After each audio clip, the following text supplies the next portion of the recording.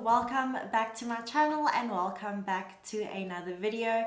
If my face is new to your screen, my name is Lauren and welcome to my YouTube channel. I hope that you like, subscribe and stick around for future videos.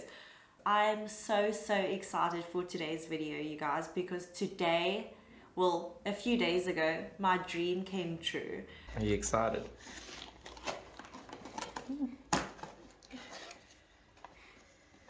So if you guys have seen by the title, you guys would have known that I got myself a new camera. Before I even unbox the camera and before I tell you why I chose this camera and go into the details of this video, I just wanted to thank each and every one of you from the bottom of my heart for supporting my journey, for liking my videos, for subscribing to my channel. I know that my little channel is still very small, but it truly means so much to me, like from the bottom of my heart, each and every one of you who support me. Without any further ado, let's jump straight into today's video.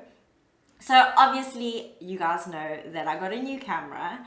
Obviously it was going to be the option between the Canon G7X Mark II and the Sony ZV-1. And when I said that I got the Sony ZV-1, so many people were so surprised by it.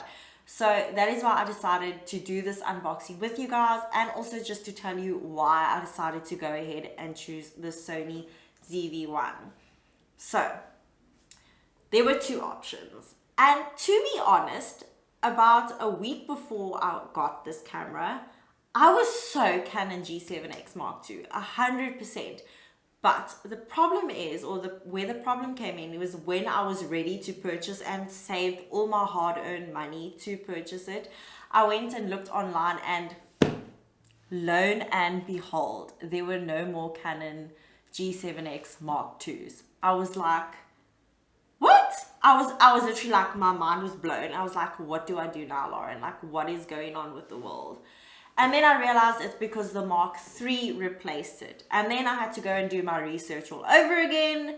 And basically, it came down to the Mark III is obviously the upgraded version of the Mark II.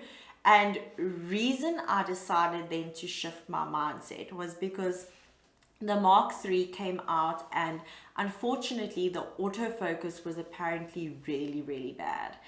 So even though they did upgrades and whatnot to the Canon G7X Mark III, it just wasn't as good as the Mark II. And because I couldn't get my hands on the Mark II, I was like, I know that the other alternative or the other well-known vlogging camera was the Sony, and that's when I decided to go and have a look at reviews and actually suss out the scene between the two of them. And I'm actually so glad that the Mark II wasn't out, because there were a few features on the Sony ZV-1 that made me realize that I wanted the Sony ZV-1.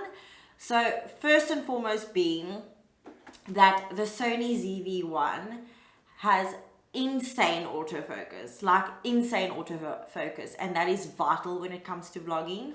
Also, what I really liked about it is that it has an option of blurring the background out, which if you guys have a iPhone, you can see when you take photos in selfie mode or in portrait mode, it's got a really cool effect. So I also really like that idea of having that. And then the third main reason I decided let me just go for the Sony was because even though it was 4,000 to 5,000 Rand more expensive, because of Black Friday, I was now able to get it for the same exact price of the Canon G7X Mark II or Mark III or whatever. And that is the main three reasons I decided to go for the Sony ZV-1 instead of the Canon. And let's just hope that I made the right decision, because it came and we are going to unbox it together and see what the hype is about, see what's in the box, and just go through the camera and my first impressions on the camera and what I like and what I dislike. And then yeah, a review will follow shortly after this video. So also make sure to watch till the end and watch out for a part 2 of this video. Let us unbox the Sony ZV-1 together. Okay, so currently, this I know is about 16,000, 17,000 Rand, but if you're watching this video, I think it might still be on special. I got this for 12.99 on Orms, ORMS, and I also know they're on Take A Lot for the same price. So it is a really good saving now on Black Friday. So if you guys are still wanting to purchase this, I really recommend now is the time, especially if you're worried about spending 4,000 Rand more because of when choosing between the Canon and the Sony. If it's the price that's making you go for Canon, it's on special now, so do yourselves a favor. So let us unbox the box. So this is how it came. This is what the box looks like. And obviously the first thing that you see in the box is going to be all of this information slips and warranties. Let's be real, we only really read these things when we have a problem. So, okay, in the box, you're going to get your camera. How pretty is she, first of all? I can't even deal. So that's how the front looks. That is how the top looks. And then let's just turn her around. Guys, I can't wait. Like, I'm even so scared to actually start using it. I'm that excited.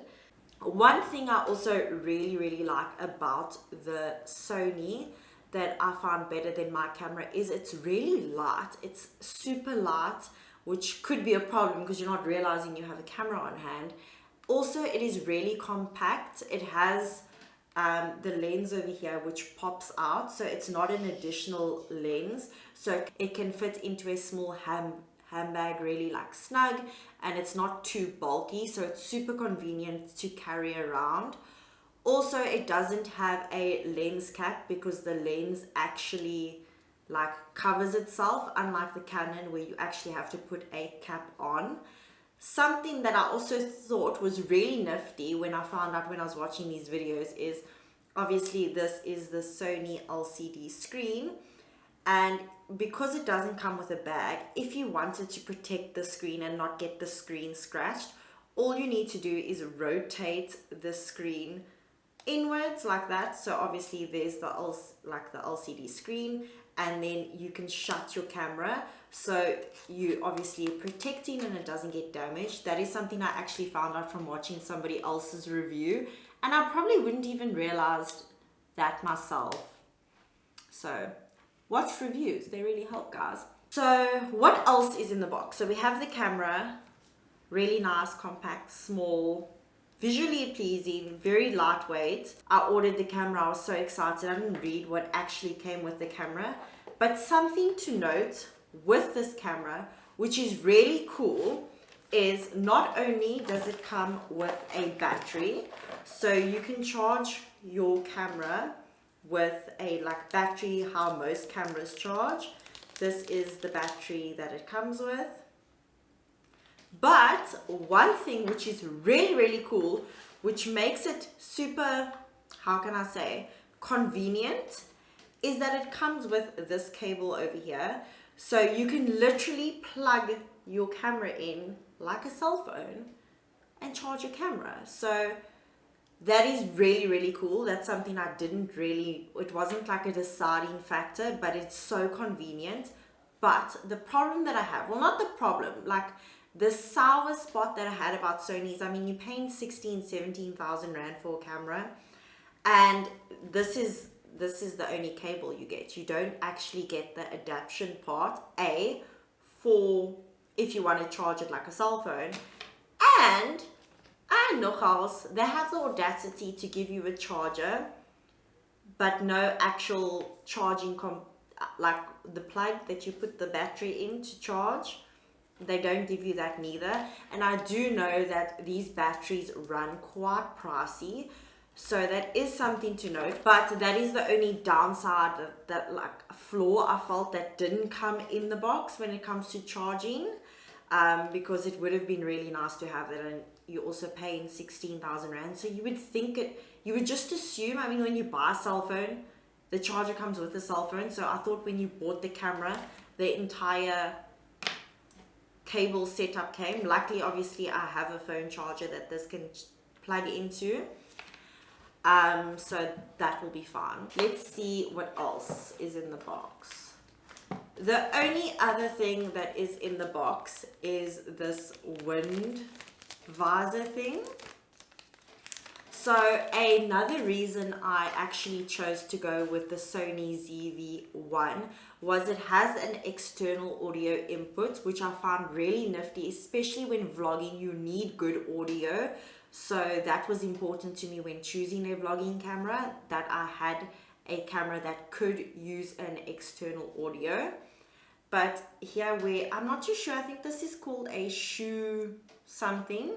So what happens is you just slide this out, so that over there slides out, and then you have the option of putting this in over here. So that is how she looks.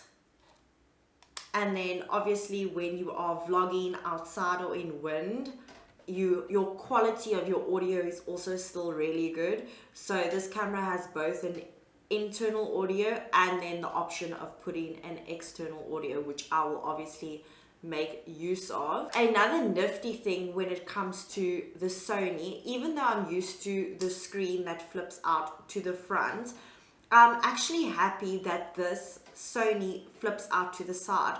Reason being is because imagine you had this, right? Imagine you had the screen and it flipped out to the front, and then you had your external audio with your little wind thingy at the top.